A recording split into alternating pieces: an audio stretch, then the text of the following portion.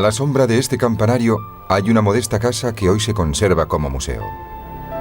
Aquí, en los primeros años del siglo XVIII, vivía el zar Pedro el Grande, mientras se construía su nueva capital, cuyas obras quería seguir personalmente.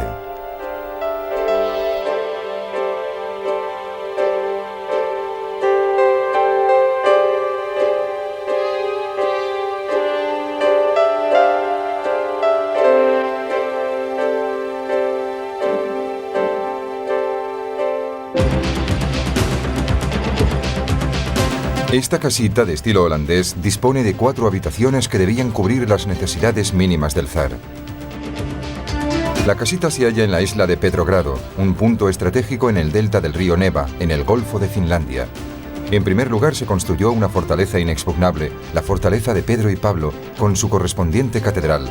El arquitecto fue Domenico Tresini, el primero de una larga serie de grandes artistas italianos que contribuyeron a conferir a San Petersburgo el estilo unitario y grandioso que la caracteriza.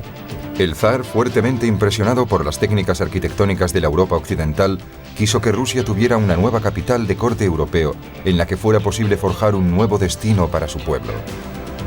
San Petersburgo debía ser la ciudad moderna, al ritmo de los tiempos, con una arquitectura racional y abierta al mar.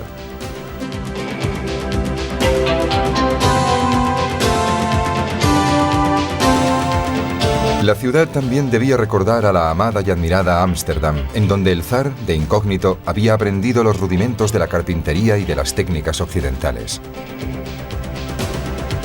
Por ello surgió sobre el agua, enriqueciéndose con todas las ventajas estéticas y monumentales que las grandes edificaciones sobre el agua pueden ofrecer. Desde la plaza Pushkin, situada en la isla Vasilevsky, se goza de un panorama completo de la ciudad, cuyo centro histórico fue declarado Patrimonio Mundial por la UNESCO en 1990. Desde aquí se pueden admirar los 2 brazos del Neva, el Palacio de Invierno y la fortaleza. La Catedral de San Pedro y San Pablo, anexa a la fortaleza, posee una torre de 122 metros de altura, que junto con la aguja del almirantazgo simboliza el orgullo de la ciudad.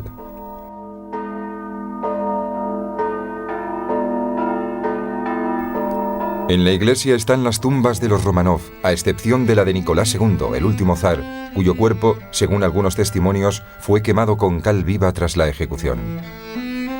Una escultura de bronce nos devuelve la imagen del terrible zar, quien, totalmente inmerso en su proyecto, ordenó que no se construyera ningún edificio de piedra en toda Rusia, a excepción de San Petersburgo.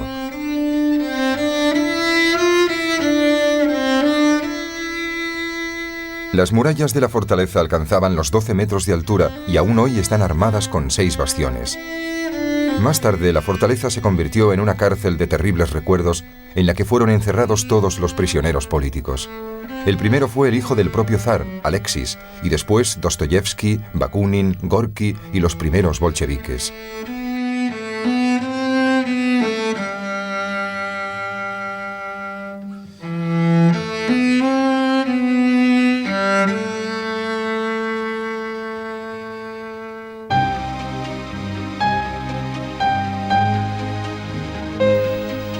La gran fascinación de la ciudad emana de las grandes avenidas a lo largo de los canales o del Neva. En ella se levantan los palacios y las iglesias erigidos por arquitectos como Rastrelli, Quarenghi, Rinaldi o Rossi.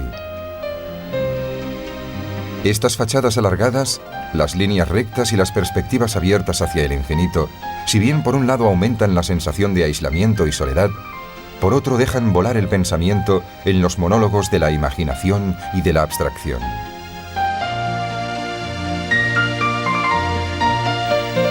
Las referencias obligadas de San Petersburgo son Venecia y Ámsterdam, aunque la ciudad rusa construida en el siglo de la Ilustración tiene más bien la dimensión delirante y metafísica de las ciudades ideales proyectadas sobre el tablero de diseño, como algunos barrios de la geométrica Washington. Dostoyevsky la describió con una frase célebre, definiéndola como la ciudad más abstracta y premeditada del mundo. San Petersburgo representa también una suma de esfuerzos, de dinero y de recursos humanos que no se había producido desde la época de los faraones. 20 años después del inicio de las obras, la ciudad ya contaba con 70.000 habitantes y el zar hizo que se trasladaran a ella el gobierno y la corte, que se mostró bastante reacia a dejar la comunidad moscovita por aquella avanzadilla aún semisalvaje.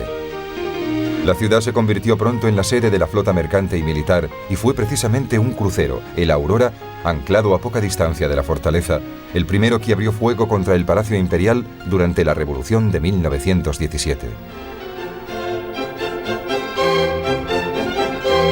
El Palacio de Invierno, la residencia imperial, fue construido por Bartolomeo Rastrelli y más tarde embellecido por una serie de arquitectos y decoradores internacionales. La escalinata de San Giordano, o de los embajadores, constituye la suntuosa entrada al palacio.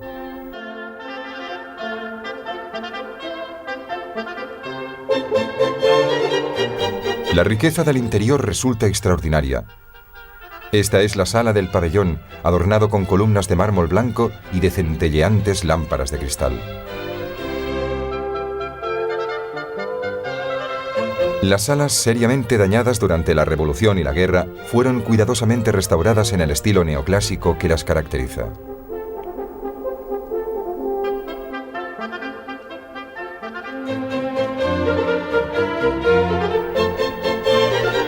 La sala de baile o de los escudos se utilizaba para celebrar los grandes bailes y recepciones de la corte.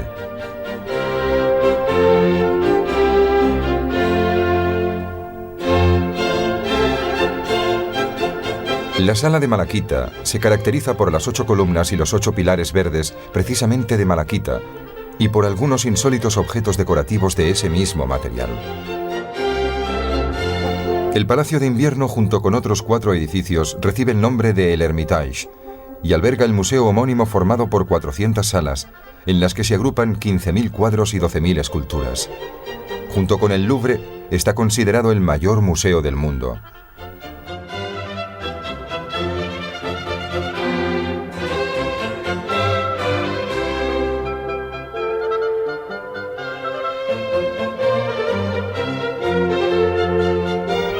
La principal colección del museo es la de pintura italiana.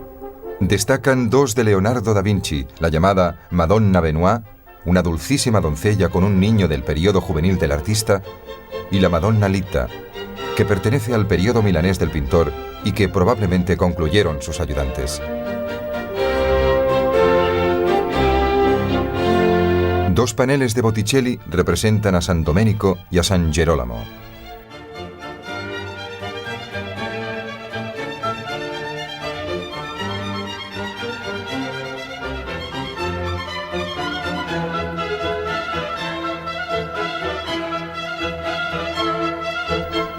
Una Sagrada Familia de Rafael con un singular San José sin barba. Esta pintura se encuentra en un espléndido estado de conservación a causa de una restauración equivocada que paradójicamente lo protegió de los daños del tiempo. El retrato de familia de Lorenzo Lotto representa alegóricamente el espíritu de fidelidad de la pareja.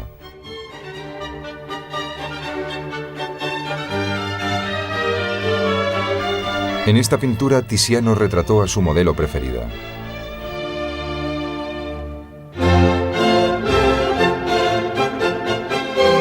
En esta Virgen con el Niño y ángeles, Rosso Fiorentino rompe los esquemas de armonía y equilibrio del Renacimiento, haciendo prevalecer otros valores, como la composición estilizada y el sentido de inquietud que emana del rostro de la Virgen.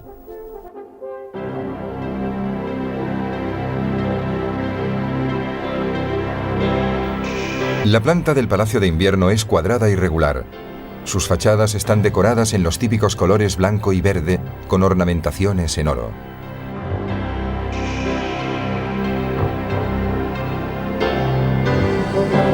Las ventanas están flanqueadas por columnas y pilares en toda su longitud.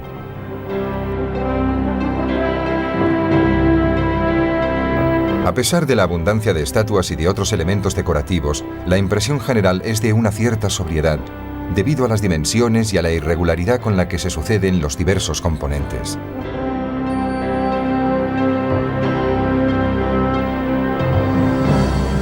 La plaza del palacio está constituida por un grandioso conjunto de edificios de diversas épocas, pero que dan la impresión de una gran uniformidad gracias al espíritu escenográfico que lo invade. De hecho, tanto Rastrelli, autor del palacio, como Rossi, que construyó el edificio semicircular que está enfrente, Aunque trabajaran en siglos diferentes, pensaban en el mismo proyecto, sumamente espectacular y conmemorativo del poder imperial, que se evidencia en la estructura de la ciudad. El Arco del Triunfo, que celebra la victoria del ejército ruso sobre Napoleón, fue proyectado con el mismo espíritu grandilocuente que se percibe en el Arco del Triunfo de París o en la Puerta de Brandeburgo de Berlín. Aquí el arco tiene la función de punto focal de la plaza, desde la que puede contemplarse con mayor evidencia la espectacularidad del conjunto.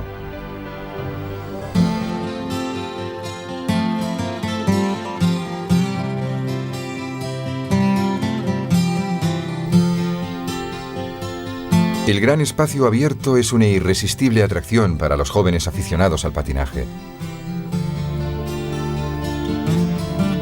La avenida Nevsky es una de las 3 calles que parten del Almirantazgo en forma de tridente y constituye la principal arteria comercial de la ciudad.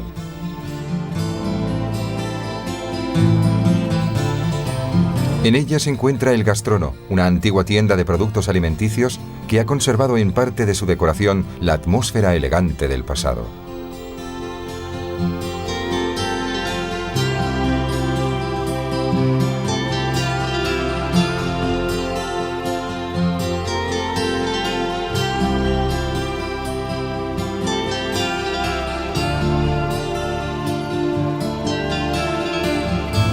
El Almirantazgo, junto al Palacio de Invierno, en origen se construyó como arsenal, pero más tarde fue transformado en palacio. La alta aguja dorada, que es en parte el símbolo de la ciudad, no fue erigida hasta comienzos del siglo XIX. Junto al Almirantazgo está la Plaza de los Decembristas, en cuya prolongación destaca la iglesia de San Isaac.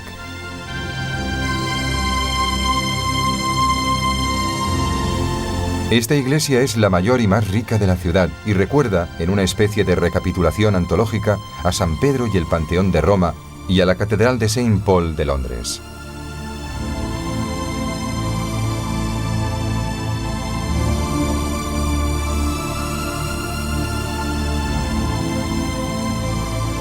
Su construcción planteó serios problemas técnicos debido a la naturaleza pantanosa del lugar. Al final se decidió reforzar el terreno con 20.000 troncos de madera para sostener el peso de la catedral.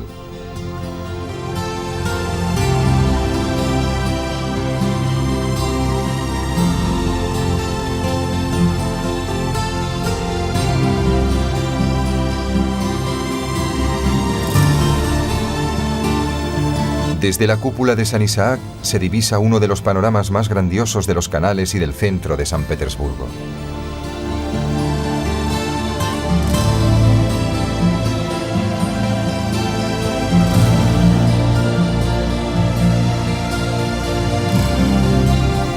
Durante las noches veraniegas resulta emocionante pasear por el Neva. En esta estación se puede gozar incluso durante la noche de la pálida luz del sol, que no se pone por completo.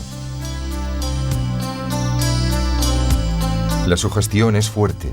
Casi parece que se vea a contraluz a la heroína de Dostoyevsky, quieta sobre el puente a la espera del regreso del hombre amado.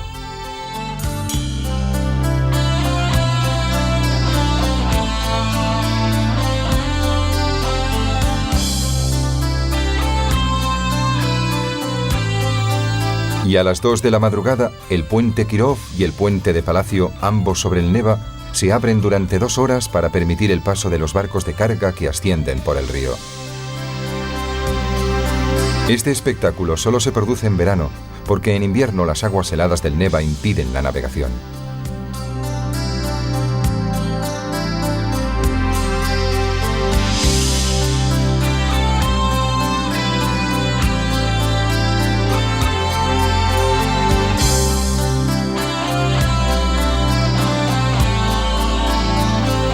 Tras las noches blancas, el azul del cielo se hace más intenso y un estremecimiento luminoso anuncia el amanecer del día nórdico.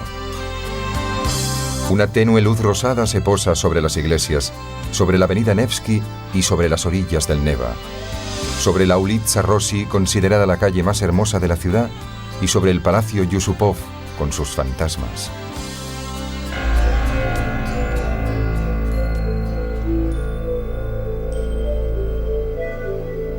Rasputín, consejero del zar, fue asesinado en este palacio en 1916 debido a su incontrolable influencia sobre el soberano. Las diáfanas figuras de cera del príncipe Yusupov y Rasputín se observan mutuamente tras los cristales en una atmósfera sabiamente reconstruida.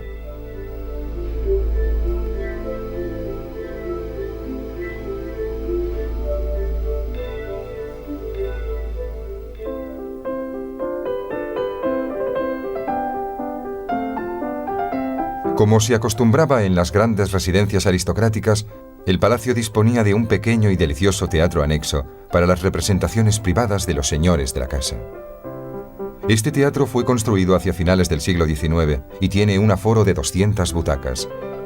La tradición teatral era muy acusada en el San Petersburgo ochocentista, no solo en los grandes teatros en los que tocaban famosos compositores rusos y danzaban legendarios bailarines, sino también en los pequeños teatros privados pertenecientes a las familias aristocráticas.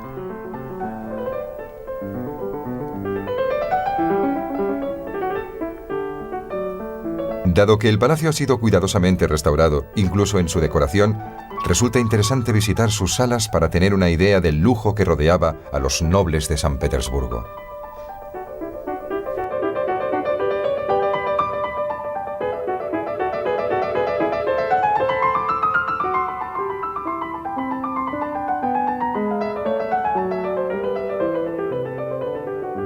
El zar Nicolás I, gran admirador del arte italiano, hizo construir una iglesia que recordara a San Pedro de Roma, Nuestra Señora de Kazán.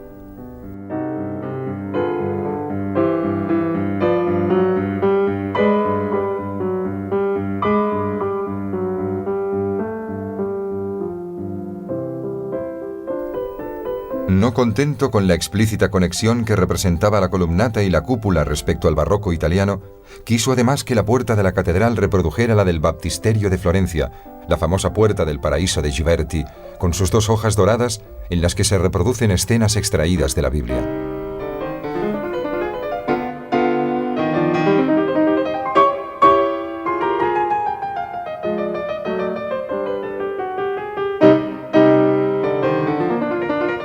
La cuadriga de Apolo, situada en su parte superior, es el símbolo del teatro Pushkin, de estilo imperio y construido al igual que la plaza que hay frente a él por el italiano Carlo Rossi, quien en el siglo XIX continuó la obra de proyección y embellecimiento de San Petersburgo que Rastrelli, Resini, Rinaldi y Quarenghi habían iniciado en el XVIII. En el centro de la plaza se alza el enorme monumento dedicado a Catalina II la zarina, de origen alemán, que continuó los proyectos urbanísticos de Pedro el Grande.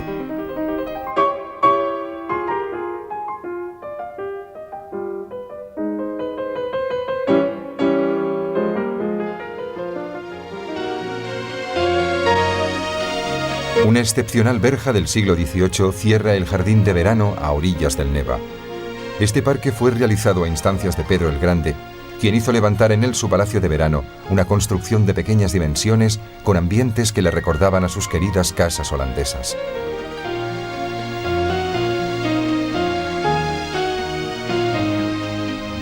A lo largo de los caminos principales se suceden esculturas de mármol, obra de artistas italianos de los siglos XVIII y XIX.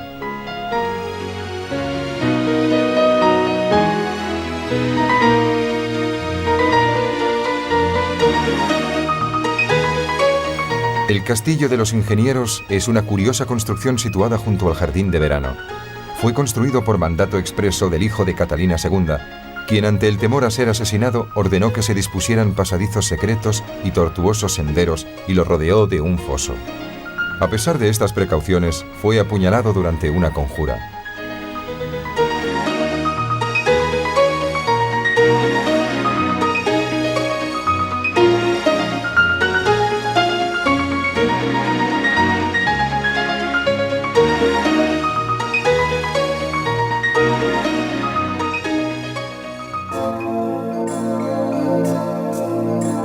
Junto al jardín de verano se encuentran otros 2 amplios parques, el Campo de Marte y el Jardín Mijailovsky.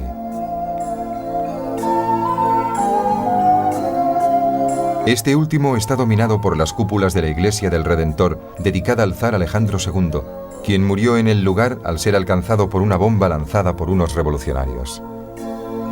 La iglesia, que destaca espectacularmente en el fondo verde del jardín, es una imitación de finales del siglo XIX del templo de San Basilio de Moscú. Los mosaicos que dominan el interior y el exterior de la iglesia han determinado quizá que el edificio haya sido convertido en la sede del Museo del Mosaico.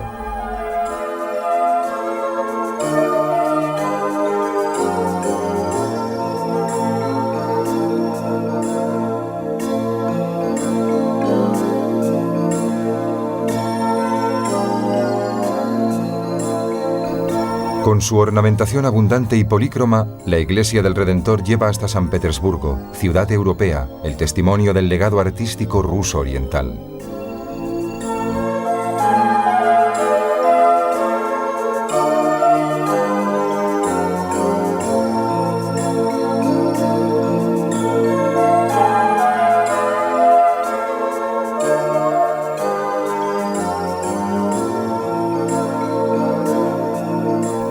En los márgenes del centro histórico, a orillas del Neva, se alza uno de los dos grandes complejos monásticos de la ciudad, el Smolny, fundado por la hija del zar Pedro el Grande, la emperatriz Elisaveta Petrovna.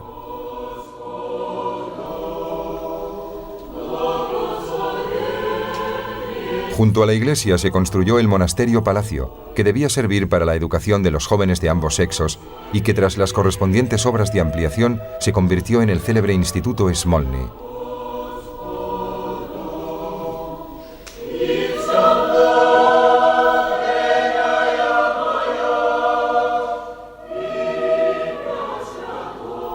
En esta ocasión, el elemento de tendencia oriental de las cúpulas en bulbo se funde armónicamente con la estructura barroca de la catedral llamada de la Resurrección.